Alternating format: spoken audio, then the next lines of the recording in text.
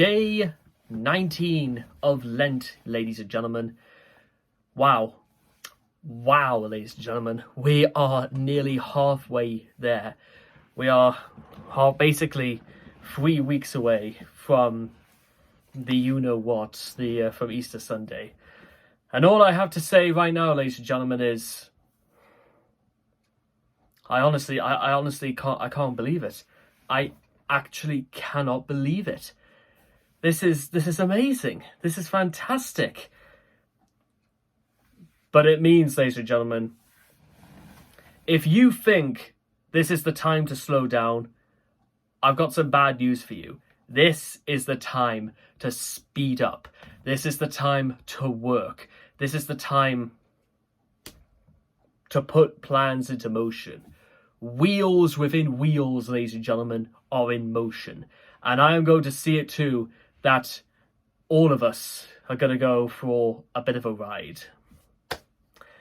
I wish, to be honest, ladies and gentlemen, more than anything, I actually had the words necessary, but it's getting late at night. And I'll tell you what, because, again, I've got to take a look into this at some point, because I was still busy writing a whole, I want to say, almost like a 100-page manifesto about attitude changes. I want to give you something right here on the Oxford Dictionary on Philosophy. And this is what it has to say about change. The central problems for a philosophy of change are the relationship of change to time and the relationship of both of us to them. Although change is a fundamental element of the perceived world, a permanent theme in both Eastern and Western philosophies is an otherworldliness according to which the restlessness, everyday world of changing things and events must be regarded as unreal in comparison with a more fundamental, immutable reality. The first expression of this in the Western tradition occurs in Parmenides. The arguments of Zeno, of Ella, against motion are usually interpreted as partly a defense of parliamentarism. The backlash came with Heresies, Heraclitus, whose vision of the world as eternally in flux, nevertheless, found something contradictory in the notion we step and we do not step into the same river. We are and we are not. The idea that there is contradiction in the notion of change is defended in modern times by McTaggart, see A series, who also thought that reality had to be conceived of as an essentially static, with apparent change an artifact of a mental perspective. The idea that the changing, decaying world is a reflection of an eternal, incorruptible, and changeless world is central to Christian metaphysics, and finds expression in Kant's doctrine that time is merely the form of inner sense, imposed by the mind in absolute idealism, notably that of Branly. There is the same doctrine that change is contradictory and consequently unreal. The absolute is changeless. A way of sympathizing a little with this idea is to reflect that any scientific explanation of change will proceed by finding an unchanging law operating, or an unchanging quantity conserved in the change, so that explanation of change always proceeds by finding that which is unchanged. The metaphysical problem of change is to shake off the idea that each movement is created afresh, for example, Nino, and to obtain a conception of events or process as having a genuinely historical reality, really extended and unfolding in time, as opposed to being composites of discrete temporal atoms.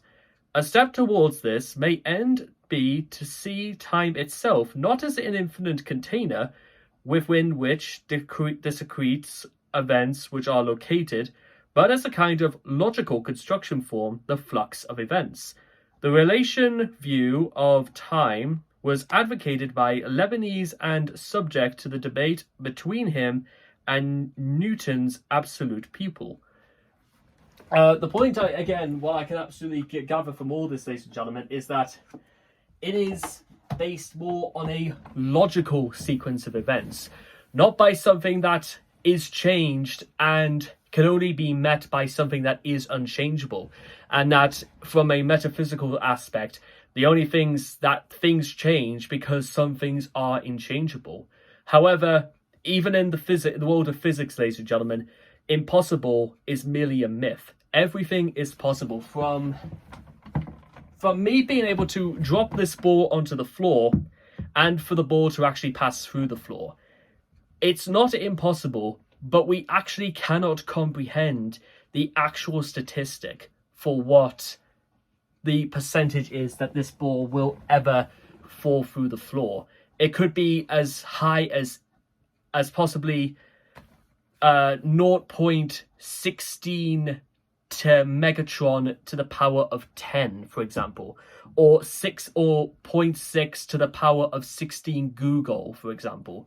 That's the number we have to work with, because it's probably even greater than that. It could be a nanomole or a gigabit, and I don't even think nanomole is higher than a Google. It's been a little bit of a while since I've had to do quantum physics and stuff like that. But the point stands, ladies and gentlemen. If we don't meet this wall, or we don't come face to face with what physically we can change because of rationality or even things based on logic, then we are stuck, ladies and gentlemen. We are stuck in time. But as I've always said, if we work with time and if we can prepare to overlap time, then time will be waiting for us forever, and we will be left immortal, because our works and who we are, we will be the ones who will stand the test of time. And by this test, we will see if we will succeed. Thank you.